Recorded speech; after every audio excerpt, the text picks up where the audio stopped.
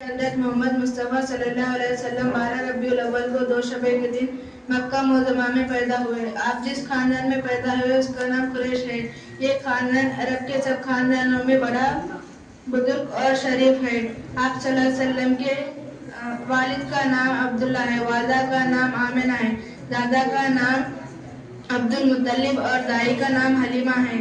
آپ صلی اللہ علیہ وسلم ابھی ماں کے پیٹ میں ہی تھے کہ والد کا انتقال ہو گیا۔ 6 سال کے ہوئے تھے کہ والدہ کا انتقال بھی ہو گیا۔ 8 سال کے ہوئے تھے کہ دادا کا انتقال بھی ہو گیا تھا۔ آپ صلی اللہ علیہ وسلم کے چاچا ابو طالب نے آپ صلی اللہ علیہ وسلم کو اپنی سرپرستی میں لے لیا اور بہت محبت سے پالا۔ آپ صلی اللہ علیہ وسلم جب 25 سال کے ہوئے تھے کہ عرب کی ایک دولت مند خاتون حضرت خدیجہ الکبریٰ نے آپ صلی اللہ علیہ وسلم کی نگرانی میں تجارت کا مال ملک شام کی طرف بھیجا۔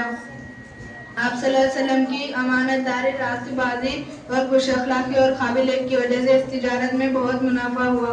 آپ صلی اللہ علیہ وسلم کی خاندانی شرافت، ظاہری اور باطنی خوبیوں کو دیکھ کر حضرت خدیجہ الکبریٰ نے آپ صلی اللہ علیہ وسلم سے شادی کر لی۔ آپ صلی اللہ علیہ وسلم کی نبی ہونے سے پہلے تمام دنیا کا مذہبی، اخلاقی، ظاہری اور باطنی اور معاشرتی حالات ہی خراب تھی۔ خود ملک عرب کا بھی یہی حال تھا، چنانچہ مکہ بت پرستی کا مرکز اور بدعمالیوں کا گہوارہ بنا ہوا تھا۔ شراب خوری عام تھی، جوا کھیلنا برا فعل نہیں سمجھا جاتا تھا۔ صرف کعبے میں 360 بت تھے جن کی عرب پوجا کرتے تھے۔ اگر ان کے گھر لڑکی پیدا ہوتی تو زندہ دفن کرنا فخر کیا جاتا تھا۔ ذرا سی بات پر قبیلوں میں برسوں تک جنگ و جدال کا بازار گرم رہنا معمولی بات تھی۔ عرب کے اس دور کا نام تاریخ اسلام ایام جاہلیت ہے۔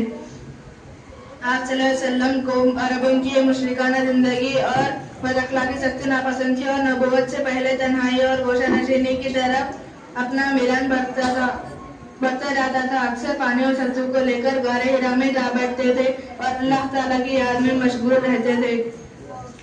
آپ صلی اللہ علیہ وسلم جب 40 برس کے ہوئے تھے کہ اللہ تعالیٰ نے حضرت جبرائیل علیہ السلام کو آپ صلی اللہ علیہ وسلم کے پاس بھیجا۔ حضرت جبرائیل علیہ السلام نے کہا، محمد بشارت ہو، اللہ تعالیٰ نے آپ کو اپنا رسول بنایا ہے۔ میں جبرائیل ہوں، وحی لانے والا فرشتہ ہوں۔ پھر حضرت جبرائیل نے آپ صلی اللہ علیہ وسلم کو سینے سے 3 بار لگایا اور اللہ تعالیٰ کا ایک کلام پڑھنے کو کہا، اقرأ بسم ربک الذی خلق، خلق الانسان من علق، اقرأ وربک اکرم الذی علم بالقلم۔ پڑھو تو اپنے رب کا نام لے کر جس نے پیدا کیا انسان کو لوتھڑے سے۔ پڑھ اور تیرا رب بڑا کریم ہے، جس نے قلم سے سکھایا انسان کو جو وہ نہیں جانتا تھا۔ شروع میں آپ صلی اللہ علیہ وسلم نے کہا، میں پڑھنا نہیں جانتا۔ پھر حضرت جبرائیل کے اصرار پر ان آیتوں کو دہرایا۔ پھر حضرت جبرائیل چلے گئے۔ اس عجیب و غریب واقعے سے آپ صلی اللہ علیہ وسلم سے کچھ خوف سا طاری ہوا۔ پھر آپ کانپتے ہوئے گھر تشریف لائے اور حضرت خدیجہ الکبریٰ سے کہا، مجھے کچھ اڑا دو۔ پھر کچھ طبیعت سنبھلنے کے بعد سارا واقعہ بیان کیا اور اپنے پیغمبر ہونے کی خبر دی۔ یہ سن کر حضرت خدیجہ الکبریٰ نے بھی ایمان لے آئے۔ ان کے بعد بچوں میں سیدنا علی، سیدنا زید بن حارثہ اور سندسیزہ۔ مردوں میں سیدنا ابوبکر صدیق نے اسلام قبول کیا۔ سیدنا ابوبکر صدیق مکے کے ایک بڑے دولت مند تاجر تھے۔ عام طور پر آپ صلی اللہ علیہ وسلم کا لوگوں پر بہت اثر تھا۔ آپ صلی اللہ علیہ وسلم کی کوشش و تبلیغ کی وجہ سے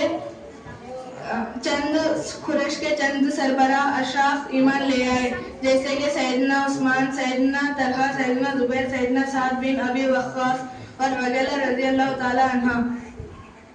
یہاں تک کہ آپ صلی اللہ علیہ وسلم کے چاچا سیدنا عمر اور سیدنا حمزہ بھی ایمان لے آئے۔ ان حضرات کے ایمان لانے سے مسلمانوں کو بڑی تقویت حاصل ہوئی ہے۔